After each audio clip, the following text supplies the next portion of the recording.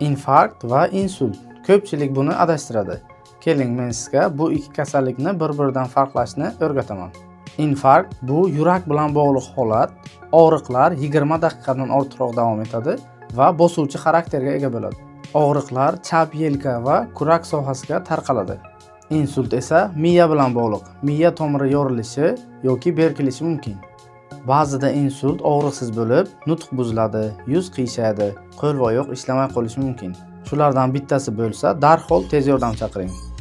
Eng muhimi, infarktda aspirin tavsiya etiladi. Insultda esa KT tekshiruvsiz aspirin mumkin emas, chunki bu gemorragik insult bo'lishi mumkin. Infarktda suv ichish mumkin. Insultda esa suv ham ovqat ham bermang. Chunki insult vaqtida yutinish markazi funksiyasi buzilgan bo'lib, bemor bo'g'ilib qolishi mumkin. Videoni saqlab qo'ying, chunki bir kun kelib kimningdir hayotini saqlab qolishingiz mumkin.